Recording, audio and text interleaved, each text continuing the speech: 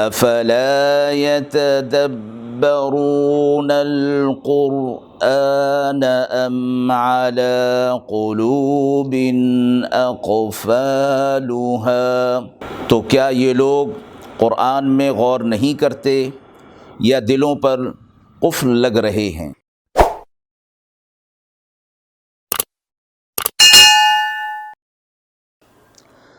بسم اللہ الرحمن الرحیم۔ السلام علیکم ورحمۃ اللہ۔ ناظرین کرام، قرآن مجید کے پاروں کے خلاصے کے اس پروگرام میں آج پارہ نمبر 17 کا خلاصہ آپ کی خدمت میں پیش ہے۔ پارہ نمبر 17 سورۃ الانبیاء سے شروع ہو رہا ہے۔ اس کے بعد اسی پارہ میں سورہ حج ہے جو کہ پارے کے اختتام تک ہے۔ اس پارہ میں کل 17 رکوع ہیں۔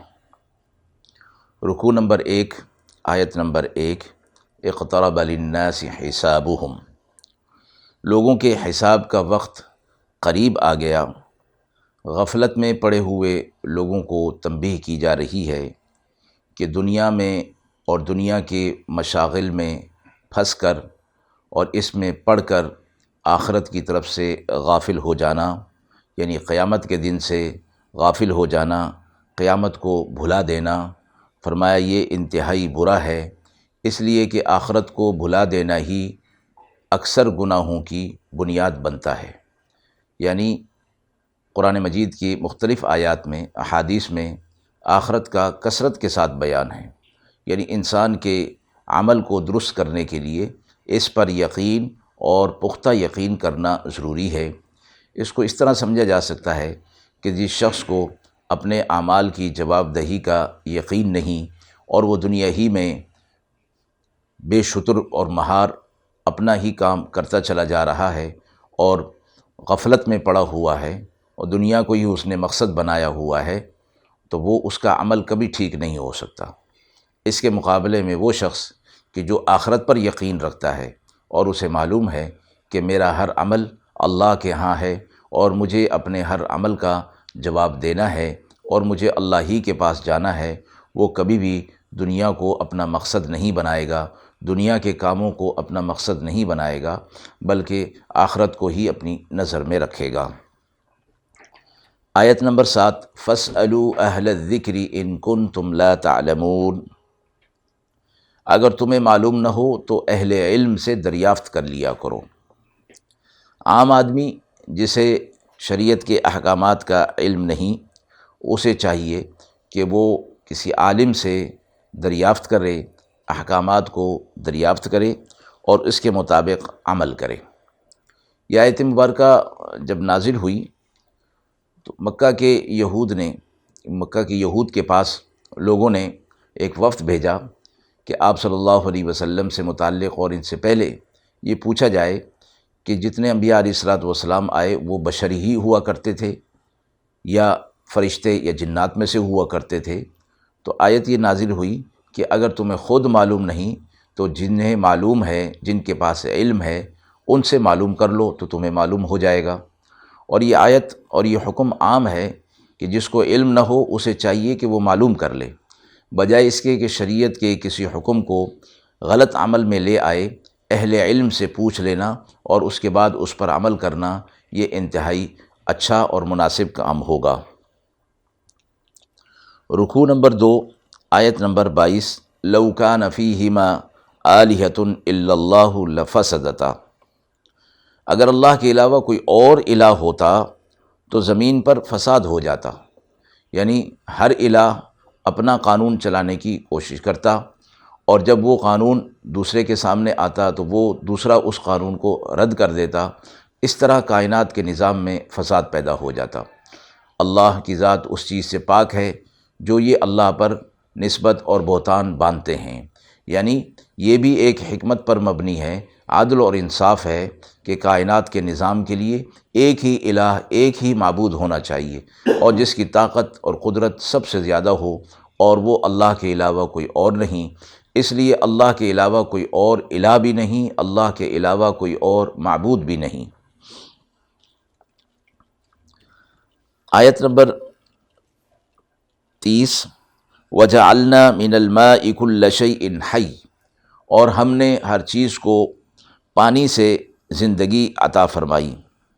ہر جاندار کی تخلیق میں پانی کا بڑا دخل ہے، اور حیات صرف انسانوں اور حیوانات میں نہیں بلکہ نباتات اور جمادات میں بھی حیات محققین کے نزدیک موجود ہے، اور پانی ان تمام کے لیے انتہائی ضروری ہے، ان کی بقا کے لیے، ان کی نشو و نما کے لیے اور ان کے ارتقاء کے لیے۔ اور قرآن مجید میں اس کو اللہ کی طرف سے بڑی نعمت قرار دیا گیا۔ یا ایھا الناس اذکروا نعمت اللہ علیکم، اے لوگو اللہ نے جو تم پر نعمتیں نازل کی ہیں انہیں یاد کرو۔ هل من خالق غیر اللہ یرزقکم من السماء والارض، کیا اللہ کے علاوہ کوئی اور خالق ہو سکتا ہے جو تمہارے لیے زمین و آسمان سے تمہارے لیے رزق پیدا کرتا ہے؟ اور ایک اور آیت میں فرمایا فَمَن يَأْتِيكُم بِمَاءٍ مَّعِينٍ، اگر اللہ تمہارے پانی کو روک دے، ختم کر دے، تو کون ہے جو تمہیں پانی دے سکے؟ تو یہ اللہ کی بہت بڑی نعمت ہے، اور ہر چیز کی زندگی میں اس کا بڑا دخل ہے۔ آیت نمبر 35 کل نفس ذائقۃ الموت، ہر نفس کو موت کا ذائقہ چکھنا ہے، اور ہم تمہیں خیر اور شر سے آزماتے ہیں۔ وَنَبْلُوكُمْ بِالشَّرِّ وَالْخَيْرِ فِتْنَةً، اچھائی اور برائی، خیر اور شر دونوں حالتوں میں اللہ کی طرف سے تمہارے لیے آزمائش رکھی گئی ہے، اور پھر تم ہماری طرف لوٹ کر آنا ہے تمہیں۔ دنیا میں تم جتنا بھی رہ لو، بہرحال تمہیں موت کا ذائقہ چکھنا ہوگا۔ ہر نفس جو کہ جسم اور روح کا مرکب ہے، مجموعہ ہے، ایک وقت آئے گا کہ اللہ کی طرف سے یہ جسم، اس جسم سے وہ روح الگ ہو جائے گی۔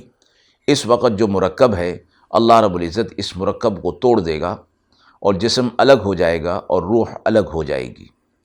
اور قرآن مجید میں اس کا ذکر یوں فرمایا وَلِكُلِّ أُمَّةٍ أَجَلٌ، ہر ایک کے لیے اللہ کی طرف سے ایک وقت مقرر ہے۔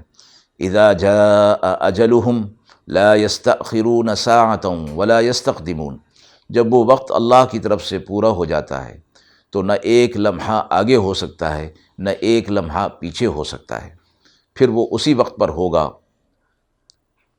موت کی خاص تکلیف، جب روح جسم سے جدا ہوگی تو ایک خاص تکلیف کا ہونا، جسم، روح کا جسم سے جدا ہونا، اور اس وقت تکلیف کا احساس ہونا، یہ امر طبعی ہے۔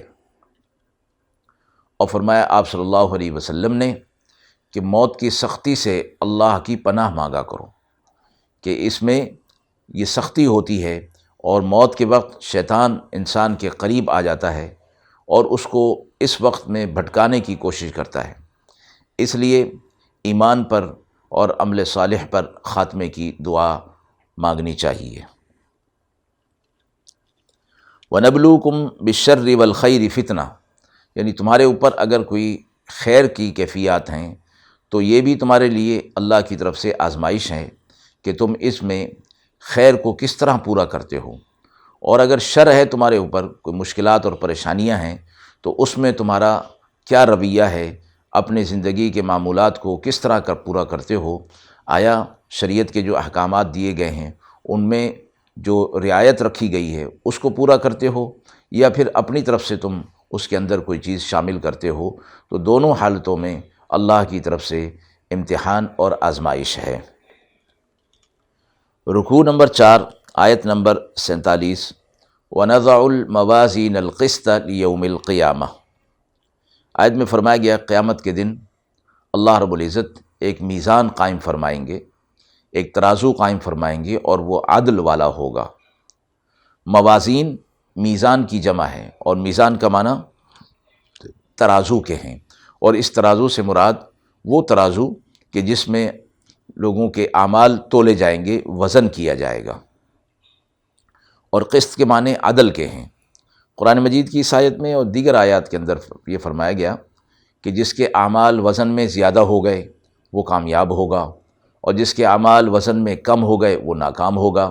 فمن ثقلت موازینہ ومن خفت موازینہ فہو فی عیشۃ راضیہ، اس جیسی آیات میں اعمال کے وزن کی بات ہے۔ اعمال کی گنتی اور شمار نہیں بلکہ فرمایا کہ وزن ہے، یعنی اعمال کو شمار نہیں کیا جائے گا کہ کتنی نیکیاں ہیں، 40 نیکیاں، 50 نیکیاں، 100 نیکیاں، بلکہ ان نیکیوں کا وزن ہوگا۔ علماء مفسرین نے فرمایا کہ دراصل وزن اس اعتبار سے کہ اس عمل کے کرنے میں نیت کیا تھی۔ اگر نیت اللہ کی رضا تھی اور اللہ کا قرب تھا تو اس عمل کے اندر وزن پیدا ہو جائے گا، اور اگر عمل کے اندر دکھاوا مقصود تھا، ریاکاری مقصود تھی، تو وہ عمل چاہے کتنا ہی بڑا کیوں نہ ہو اس میں کوئی وزن نہیں ہوگا، وہ بالکل ہلکا ہوگا۔ اس لیے اعمال کا وزن رکھا گیا۔ وَإِنْ كَانَ مِثْقَالَ حَبَّةٍ مِّنْ خَرْدَلٍ أَتَيْنَا بِهَا وَكَفَىٰ بِنَا حَاسِبِينَ، اور اگر تمہاری نیکی یا برائی ایک ذرے کے برابر بھی ہوگی تو وہ جہاں کہیں بھی ہوگی وہ لے آئی جائے گی اور پورا حساب لیا جائے گا۔ انسان کے تمام چھوٹے بڑے اعمال وہ تولے جائیں گے اور پورا حساب ہوگا۔ دنیا میں انسان یہ نہ سمجھے کہ میری نیکی اگر چھوٹی سی ہے تو یہ تو کسی شمار میں نہیں ہوگی، کسی وزن میں نہیں ہوگی۔ فرمایا وَمَن يَعْمَلْ مِثْقَالَ ذَرَّةٍ خَيْرًا يَرَهُ وَمَن يَعْمَلْ مِثْقَالَ ذَرَّةٍ شَرًّا يَرَهُ، اگر تم نیکی کا ایک ذرہ بھی کرو گے تو بھی اس کا حساب ہوگا، اور برائی کا تم ایک چھوٹا سا ذرہ بھی کرو گے اس کا بھی حساب لیا جائے گا۔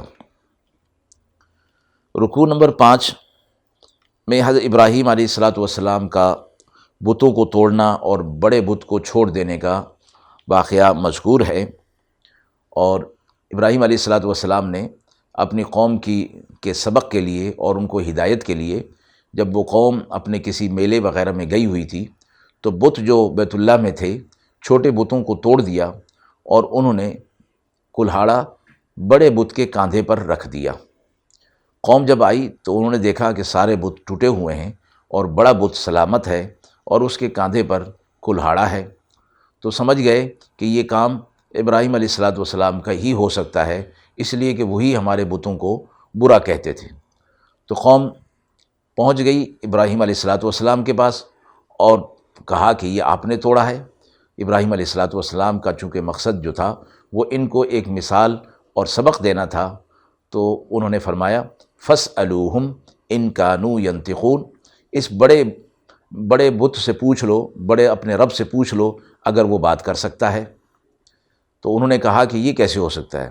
اُفٍّ لَكُمْ وَلِمَا تَعْبُدُونَ مِن دُونِ اللَّهِ، تمہارے اوپر تف ہے کہ تم اللہ کو چھوڑ کر ان کی عبادت کرتے ہو جو نہ تمہیں نفع دے سکتے ہیں نہ نقصان دے سکتے ہیں۔ تو ابراہیم علیہ السلام نے اس انداز میں ان کو سمجھانے کی کوشش فرمائی۔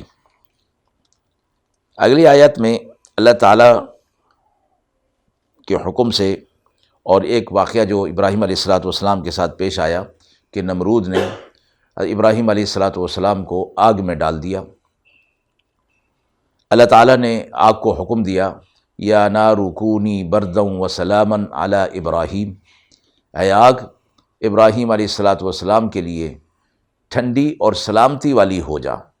اور مفسرین نے فرمایا ہے کہ اس ٹھنڈی کا مطلب ایسی ٹھنڈی نہیں کہ جو برداشت سے باہر ہو، اس کے ساتھ جو سلامتی کا لفظ فرمایا کہ ایسی کہ جو قابل برداشت ہو، چونکہ عام طور پر آگ جو ہے وہ گرم ہوتی ہے اور اس کے اندر گرمی پائی جاتی ہے، تو اس لیے ٹھنڈے کا لفظ یہ فرمایا، اور ساتھ یہ فرمایا کہ ٹھنڈا اتنا زیادہ نہ ہو کہ وہ ابراہیم علیہ السلام کے لیے برداشت سے باہر ہو جائے، بلکہ فرمایا وہ سلامتی والی ہو جائے۔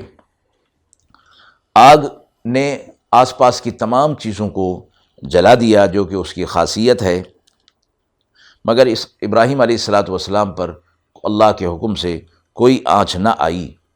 تاریخی روایات میں ہے کہ ابراہیم علیہ السلام اس آگ میں 7 روز تک رہے، اور ابراہیم علیہ السلام بعد میں فرمایا کرتے تھے مجھے ساری عمر ایسی راحت نہیں ملی جتنی ان 7 دنوں میں حاصل تھی۔ اللہ کی طرف سے ابراہیم علیہ السلام کے لیے یہ ایک معجزہ تھا۔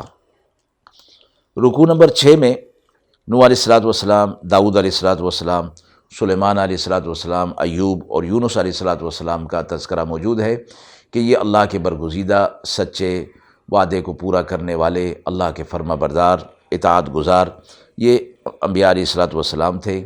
اور ایوب علیہ السلام کی دعا مذکور ہے انی مسنی الضر وانت ارحم الراحمین، اے میرے رب میں تکلیف اور پریشانی میں ہوں اور تو سب سے زیادہ رحم کرنے والا ہے۔ اللہ نے فرمایا فاستجبنا لہ فکشفنا ما بہ من ضر، ہم نے ایوب علیہ السلام کی فریاد کو سن لیا اور ہم نے ان سے ان کی مشکل کو دور کر دیا۔ یونس علیہ السلام کی بھی مشہور دعا کا ذکر ہے، لا الہ الا انت سبحانک انی کنت من الظالمین، اللہ تیرے علاوہ کوئی معبود نہیں، بے شک میں ہی اپنے اوپر ظلم کرنے والا ہوں۔ اس پر بھی اللہ تعالیٰ نے فرمایا فاستجبنا لہ ونجیناہ من الغم، کہ ہم نے ان کی فریاد کو، یونس علیہ السلام کی فریاد کو سن لیا اور ہم نے ان سے غم کو دور کر دیا۔ وَكَذَلِكَ نُنْجِي الْمُؤْمِنِينَ، اور ہم اسی طرح اہل ایمان کو، مومنین کو بھی غم سے نجات دیتے ہیں۔ آپ صلی اللہ علیہ وسلم نے فرمایا جو مسلمان اپنے کسی مقصد کے لیے ان کلمات کے ساتھ دعا کرے گا، اللہ رب العزت اس کی دعا کو ضرور قبول فرمائیں گے۔ لیکن اس دعا کے قبول ہونے میں اللہ کی حکمت اور مشیت کو بھی بڑا دخل ہے۔ آپ صلی اللہ علیہ وسلم نے فرمایا کہ اگر اللہ کی حکمت اور مشیت میں اس دعا کی قبولیت نہیں ہوتی، وہ دعا کی قبولیت کی حکمت نہیں ہوتی، تو اللہ رب العزت اس دعا کی برکت سے اس کا نعم البدل، یعنی کوئی مشکل اور پریشانی جو آ رہی ہوتی ہے اس کو دور فرما دیتے ہیں۔ اسی طرح فرمایا کہ اللہ رب العزت اگر اس دعا کو جو مانگی جا رہی ہے بعین ہی قبول نہیں فرماتا تو اس کے بدلے کوئی اور چیز اسے عطا فرما دیتا ہے، اور فرمایا کہ یہ دو صورتیں بھی نہ ہوں تو اللہ رب العزت اس دعا کو اس کے لیے آخرت میں ذخیرہ کر دیتا ہے، اور فرمایا یہ تیسری صورت اس کے لیے سب سے بہترین ہے کہ دعا آخرت میں اس کے لیے ذخیرہ ہو جائے نیکی کی صورت میں۔ رکوع نمبر 7، وما ارسلناک الا رحمۃ للعالمین، آپ صلی اللہ علیہ وسلم کا تمام عالمین کے لیے رحمت ہونے پر یہ آیت مشہور ہے کہ اللہ نے آپ کو تمام عالمین کے لیے، اور عالمین فرمایا کہ اللہ ہی بہتر جانتا ہے کہ کون کون سے عالمین ہیں، جہاں جہاں اللہ رب العزت کی ربوبیت ہے وہاں وہاں اللہ کے حبیب صلی اللہ علیہ وسلم کی رحمت ہے۔ اس کے بعد سورۃ الحج جو کہ مدنی ہے وہ شروع ہوتی ہے۔ رکوع نمبر 8، آیت نمبر 1 اور 2، یا ایھا الناس اتقوا ربکم، اے لوگو اپنے رب سے ڈرو، ان زلزلۃ الساعۃ شیء عظیم، قیامت کا زلزلہ بہت عظیم چیز ہے۔ قیامت کی طرف انسانیت کو متوجہ کیا گیا کہ لوگوں قیامت کا زلزلہ بہت عظیم ہے اور وہ واقع ہو کر رہے گا، اس کی طرف سے غفلت میں نہ پڑو۔ آگے اس کی وضاحت فرمائی کہ یہ زلزلہ تو عظیم کیسے ہوگا۔ یوم ترونہا تذہل کل مرضعۃ عما ارضعت وتضع کل ذات حمل حملہا وتری الناس سکارى وما هم بسکارى ولکن عذاب اللہ شدید۔ اس قیامت کے عظیم زلزلہ ہونے اور عظیم کیفیت ہونے کا ایک صورت یہ ہے کہ اس دن ہر دودھ پلانے والی اپنے دودھ پیتے کو چھوڑ دے گی اور ہر حمل والی اپنے حمل کو گرا دے گی، اور تم لوگوں کو دیکھو گے کہ وہ نشے کی حالت میں ہیں، یعنی ان کی کیفیت ایسی ہوگی کہ اپنے ہوش و حواس وہ کھو چکے ہوں گے، حالانکہ وہ نشے میں نہیں ہوں گے بلکہ قیامت کی ہولناکی کی وجہ سے وہ اپنے ہوش و حواس کھو جائیں گے۔ ولیکن عذاب اللہ شدید، اور اللہ کا عذاب جو اس کے علاوہ ہے وہ تو بہت ہی شدید ہوگا۔ آیت نمبر 5، یا ایھا الناس ان کنتم فی ریب من البعث۔ اس آیت میں تخلیق انسانی کے درجات بیان ہوئے ہیں، مٹی، پھر نطفہ، پھر وہاں سے مضغہ کے بعد پھر آگے علقہ، اور یہاں تک کہ پھر اس کو پیدا ہو جاتا ہے، پھر پیدا ہونے سے بچپن، لڑکپن، جوانی، اور پھر ارذل العمر۔ یہاں فرمایا ارذل العمر یعنی وہ عمر کو پہنچ جاتا ہے، اس عمر کو جس میں عقل اور شعور اور حواس قائم نہیں رہتے، ان کے اندر خلل پڑ جاتا ہے۔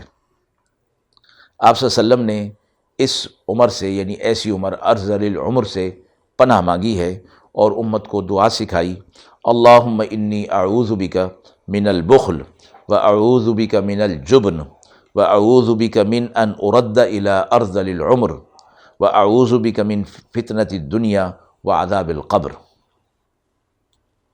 رکوع نمبر 9 آیت نمبر 11، ومن الناس من يعبد اللہ علی حرف۔ یہ آیت ایسے لوگوں کے بارے میں ہے کہ جن کے دلوں میں ایمان کی ابھی پختگی نہیں تھی، وہ تازہ تازہ ایمان لائے تھے۔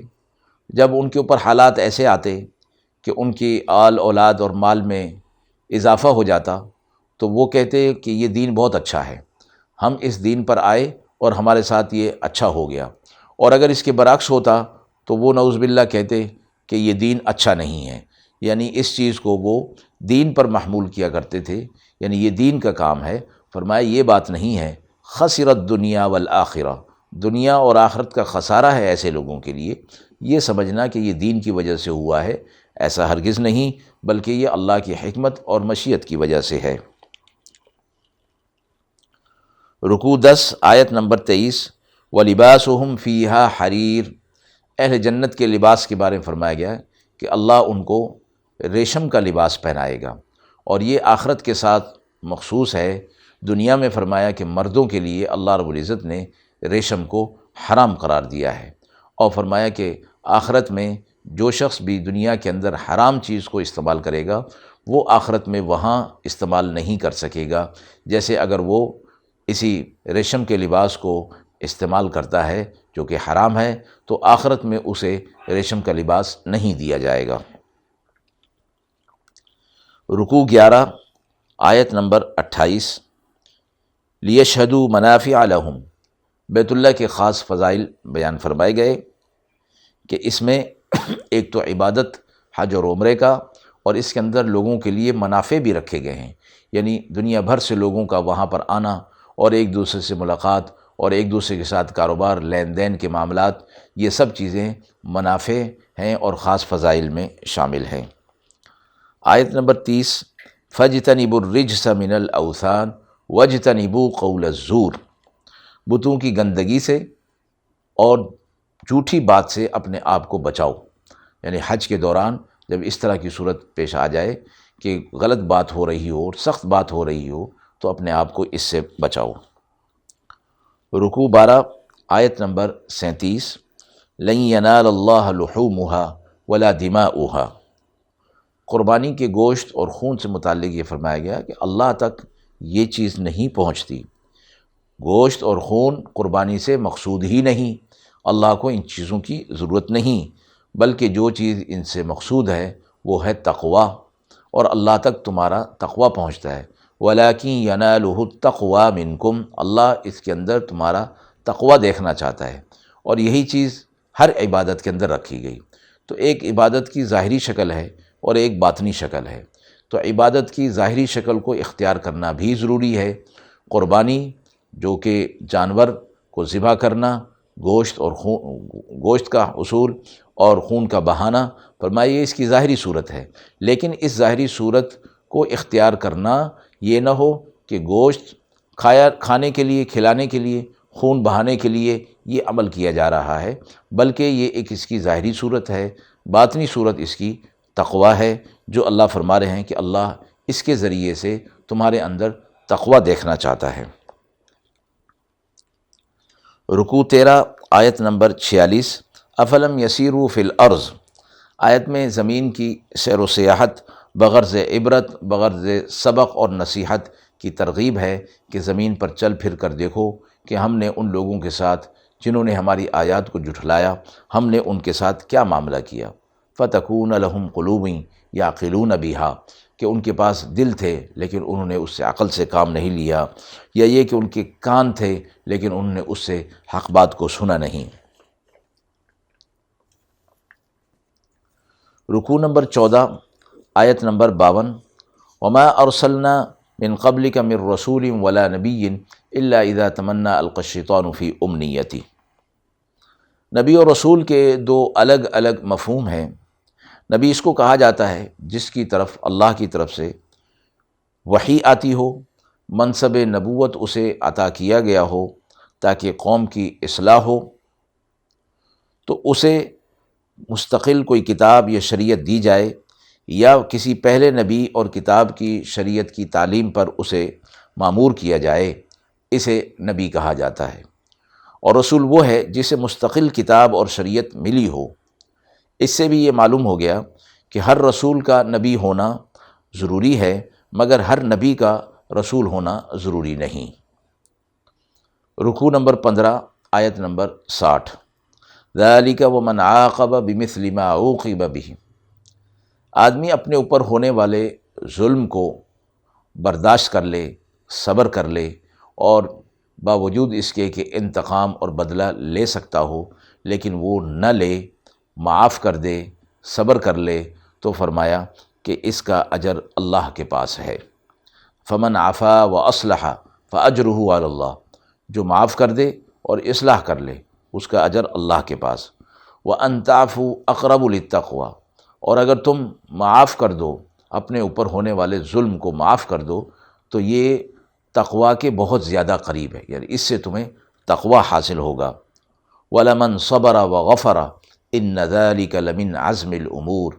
جو کوئی صبر کر لے اور معاف کر لے تو یہ بڑے اولو العزم کاموں میں سے ہیں۔ رکوع نمبر 16 آیت نمبر 68۔ وَإِنْ جَادَلُوكَ فَقُلِ اللَّهُ أَعْلَمُ بِمَا تَعْمَلُونَ۔ اور لوگ شریعت کے معاملے میں، شریعت کے احکامات میں آپ سے جھگڑا کریں تو آپ اس چیز کو اللہ کے سپرد کر دیجئے اور کہہ دیجئے کہ اللہ ہی بہتر جانتا ہے۔ یعنی لوگ جھگڑا کر کے آپ کی بات کو نہیں مانتے اور آپ کو جھٹلاتے ہیں، تو آپ اس معاملے کو اللہ کے سپرد کرتے ہوئے یہ کہہ دیجئے کہ فَقُلِ اللَّهُ أَعْلَمُ بِمَا تَعْمَلُونَ۔ اللہ ہی اس بات کو زیادہ بہتر جانتا ہے۔ رکوع نمبر 17 آیت نمبر 73۔ یا ایھا الناس ضرب مثل فاستمعوا لہ۔ اللہ رب العزت نے لوگوں کو مخاطب کر کے ایک مثال عطا فرمائی، ایک مثال دی ان لوگوں کی جو اللہ کو چھوڑ کر اوروں کو پکارتے ہیں۔ فرمایا کہ ان کی مثال ایسے ہے کہ وہ ایک مکھی تک پیدا نہیں کر سکتے، اور اگر مکھی، اور اس سے بھی بڑھ کر، اس سے بھی کمزور جو مثال ہے وہ یہ کہ اگر مکھی ان سے کوئی چیز، کوئی ذرہ لے کر چلی جائے تو یہ اس سے واپس نہیں لا سکتے۔ تو یہ خود بھی کتنے کمزور ہیں، اور جن کو یہ اللہ کے علاوہ پکارتے ہیں وہ بھی کمزور ہیں۔ آیت نمبر 78۔ وجاہدوا فی اللہ حق جہادی۔ اللہ کے راستے میں محنت اور کوشش کرو۔ اور وما جعل علیکم فی الدین من حرج۔ دین میں کوئی ایسی چیز نہیں جو تم پر تنگی اور حرج کا باعث ہو۔ ملت ابیکم ابراہیم۔ یہ ابراہیم علیہ السلام کی، تم ان کی ملت میں سے ہو، اللہ نے انہیں منتخب کر لیا تھا، انہوں نے تمہارا نام مسلمان رکھا پہلے بھی اور اب بھی، تاکہ تم لوگوں پر گواہ بنائے جاؤ اور رسول تم پر گواہ بنایا جائے۔ نماز قائم کرو، زکوٰۃ ادا کرو، اللہ کی رسی کو مضبوطی کے ساتھ تھام لو۔ اللہ تمہارا رب ہے، مولا ہے، مدد کرنے والا ہے۔ کتنا اچھا مدد کرنے والا اور کتنا اچھا رب ہے۔ آیت نمبر 78 پر پارہ نمبر 17 مکمل ہوا۔ وآخر دعوانا ان الحمد للہ رب العالمین۔